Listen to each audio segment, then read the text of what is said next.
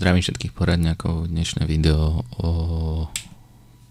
sa bude týkať ľudského oka, respektíve ako vnímame obraz LCD televízorov a primelom k jeho natočeniu neustále sa opakujúce dotazy na poradní ohľadom výberu LCD monitorov a hlavne teda neustále prepieranie o tom, čo je lepšie, ako je lepšie a prečo je to lepšie. Na hernej poradni zase koľko FPS potrebujete na to, aby ste mohli hrať nejakú strieľačku a podobné veci. Takže poďme od začiatku. Ľudské oko je jeden z najnedokonalejších orgánov, ktorý máme a dá sa veľmi ľahko oklamať. Na čo prišiel človek pomerne neskoro, niekedy koncom 19.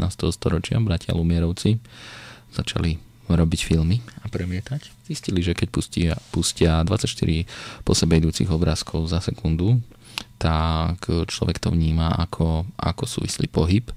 A z toho vznikla norma na kinofilm, ktorá je do dnešného dňa 24 fps. Neskôr sa to menilo na 25 alebo 30 fps. Priznám sa, že toto neviem prečo. Pravdepodobne teda chceli to zdokonaliť. Z toho sú odvodené aj násobky na klasických CRT paneloch. Napríklad sme sa hrali na 60 Hz, 75 Hz a 100 Hz. LCD panely bývali aj 50 Hz, ale neskôr sa neviem z nejakého dôvodu ustálil ako štandard 60 Hz. Zaujímavé, že keď sa výrobcovia istý čas predbiehali, čím viac hercov, tým viac Adidas, tak robili 100, 200, 400 hercové panely.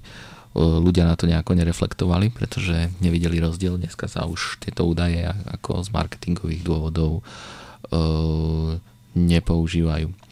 Vráťme sa ešte teda k CRT-čkám, tým monitorom. Sám som na začiatku povedal, že 30 obrázkov za sekundu nám stačí. 60 Hz CRT monitoru je vlastne 30 obrázkov za sekundu, pretože hercová frekvencia nám určovala polriadkové párne, nepárne riadky. Takže v skutočnosti ten obraz sa k nám dostával ako 30 Hz. A môžem naozaj potvrdiť, že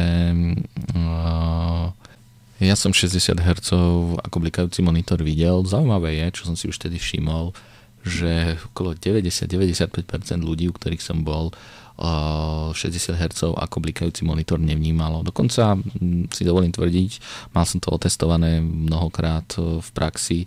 Vedel som rozoznať rozdiel medzi 60, 75 a 100 Hz. 100 Hz som už ako blikanie nevidel, 75 ako také jemnučké maličké mihotanie, keď som sa sústredil 60 Hz mi uderilo do očí hneď. Napriek tomu to tých 90% ľudí nevidelo. Prečo? No, pretože oko. Inak treba povedať, že to blikanie som ja najlepšie videl na bielom podklade. To znamená, keď som si pustil nejaký čistý wordovský súbor, tak som videl to blikanie ako výrazné. Ako náhle bol nejaký tmavší podklad, tak sa to trošku strácalo. Po CRT-čkách nám prišli teda tie LCD-čka, ako som povedal, 50 Hz sa nejak veľmi neuchytilo, 60 Hz začal byť ako štandard, 75 ako násobok sa tiež veľmi neuchytil. Neskôr výrobcovia sa pokúsili ísť na 120 Hz monitory, ktoré tiež teda nejak veľa vody nenamútili. Až v súčasnosti, alebo teda v posledných rokoch, rok, dva dozadu, prichádzajú 144 Hz monitory, dokonca už 240 Hz monitory a tie 144 už akoby valcovali 60 Hz. No, či je tomu tak, to nebudem celkom prezradzať. Mám o tom už pripravené video, kde som sa venoval aj slepým testom, ktoré by mali byť presvedčivé. Výsledok možno niekoho prekvapí, možno nie. Poďme na mýty a fámy, čo sa týka teda monitorov. Dosť často sa na poradni zjavuje názor, že tenkové monitory, ako matrica TN, vyrobená technológiou TN, je ŠUVX a musíte si kúpiť, keď chcete mať dobrý monitor, iba IPS alebo VA. Dovolím si nesúhlasiť. Prešlo mi rukami, očami mnoho monitorov TN-kových, v poslednom čase IPSových. Môžem síce povedať, že IPS začína pomaly valcovať ten, asi preto, že trošku klesla cena výroby technológie a predsa len ten IPS má určité výhody voči TN-ku. To znamená, že aj vo veľmi lacných monitoroch, napríklad okolo 100 už nájdete IPSové panely. Takže z tohto dôvodu možno nie je dôvod kupovať TN, ale to, čo sa uvádza vo videách, po prípade porovnávacích testov, nie je až tak celkom pravda. Je to trošku také pritiahnuté za vlasy. Môžem povedať, že keď dám vedľa seba TN-kový a IPSový panel na prvý pohľad, nie vždy dokážeme rozoznať rozdiel, čo nakoniec mám dokázané aj v ďalšom videu, takže nebudem sa viac k tomu vrácať, rozoberieme si to neskôr. Ďalší názor, hlavne teda na herných poradniach a podobne, je viac FPS, je viac Adidas.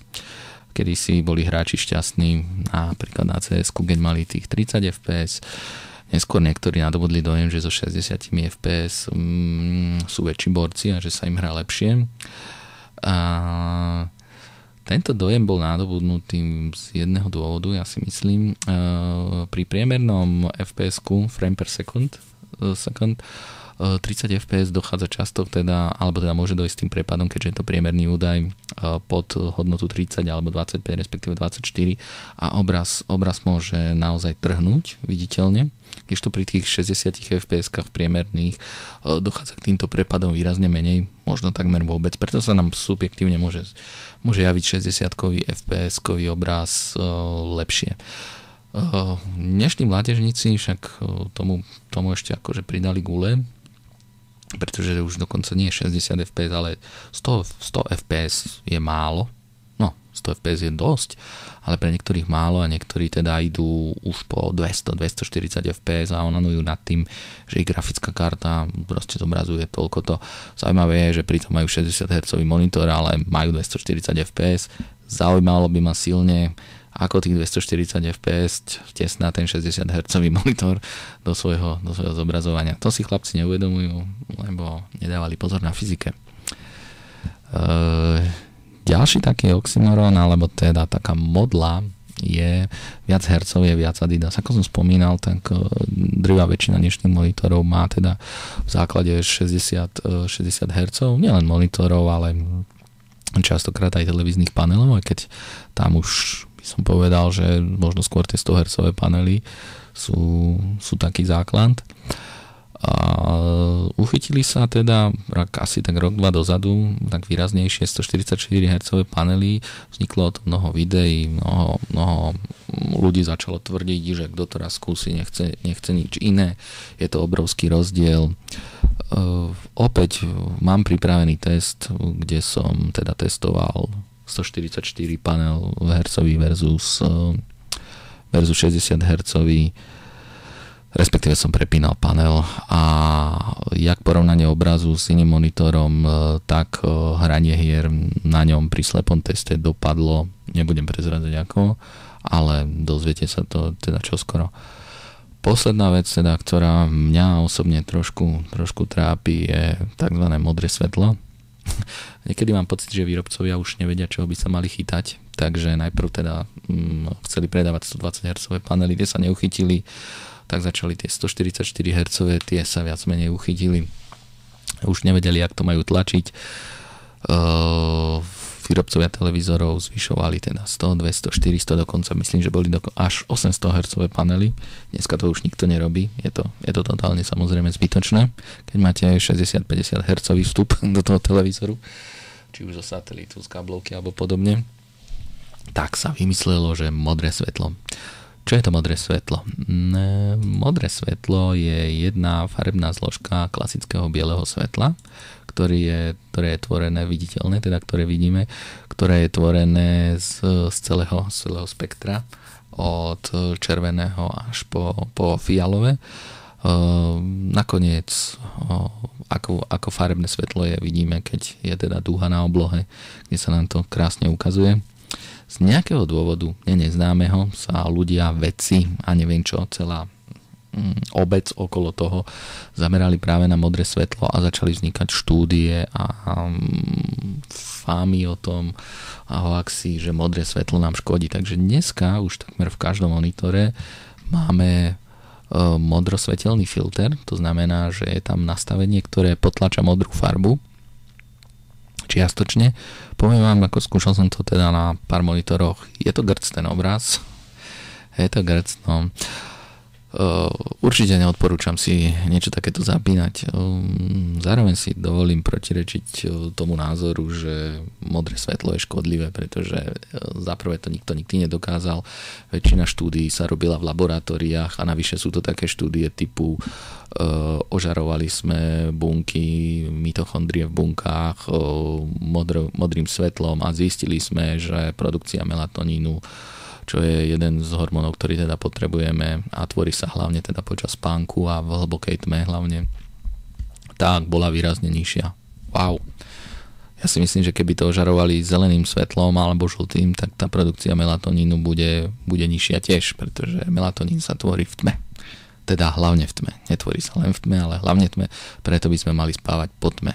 Argumenty zástancov škodlivosti modrého svetla sú o tom, že teda stúpol počet migrén na pracovisku a podobne. A hovorím áno, stúpol, pretože sa čoraz viac pracuje s počítačmi a ak niekto čumí 8, 10, 12 hodín v kuse do počítača, nedáva si prestávky, nepreostruje, nejde sa z času na čas prejsť, tak bolesť hlavy je takmer istá. Je úplne jedno, či by čumal do monitora s modrým svetlom alebo do monochromatického monitora, kde sa teda to modré svetlo nenachádza. Tá hlava by ho bolela a tomu garantujem, to poznám ešte z detstva, keď sme hrávali ešte pôvodne na čierno-bielých monitoroch či televízoroch. Ak sa to prepísklo, tak ako bolesť hlavy bola zaručená. Prepísklo znamená, že som hral napríklad celú noc. Takže áno, všetkého veľa škodí a keď budeme veľa čumieť na hociaký svetelný bod, či už s umelým alebo prirodzeným svetlom, tak samozrejme nás z toho budú bolieť oči a hlava. To je snáď logické. Chcem len povedať zástancom teórie modrého svetla, že ak teda niekto má naozaj serióznu štúdiu o tom, že modré svetlo škodí, budem rád teda, ak ju hodí do komentára, ja sa na to pozriem a ja som ochotný svoj názor zmeniť, ale potreboval by som nejaký dôkaz. V každom prípade logika mi nedáva zatiaľ žiadnu indíciu, prečo by práve modré svetlo malo očiam škodiť a iné farebné zložky spektrálne neškodia. Čo by som dodal na záver? No, viem, že nie každého presvedčím, že tankový panel sa dneska použiteľný, ale neviem, príde mi toto takéto modlenie okolo technológií, čo sa týka panelov, ako keď hifisti tvrdia, že potrebujú mať pozlatené konektory, pretože inak ten zvuk a zapečené a neviem čo, diamantové, pretože ten zvuk inak by nebol taký, aký by mal byť, alebo tvrdiť, že na 100 eurových reproduktoroch si neviem vypočuť kvalitný koncert Bacha. 90% ľudí je úplne jedno, na aký obraz pozerajú, pretože nerozoznajú tenkový monitor od VAčkového alebo od Ipsového.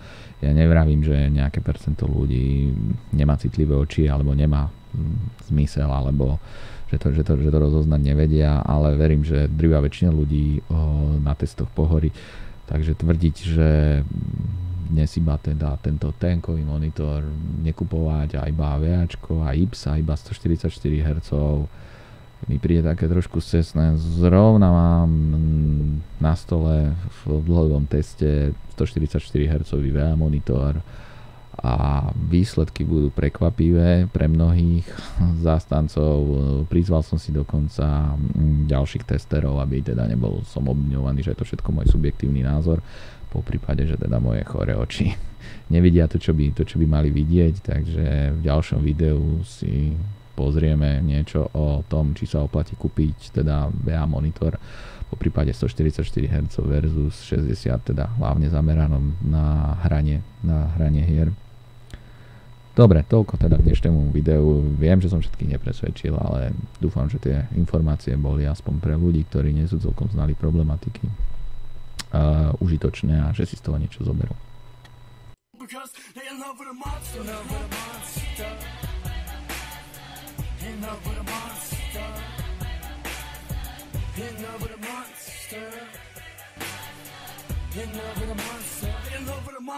In love with a monster.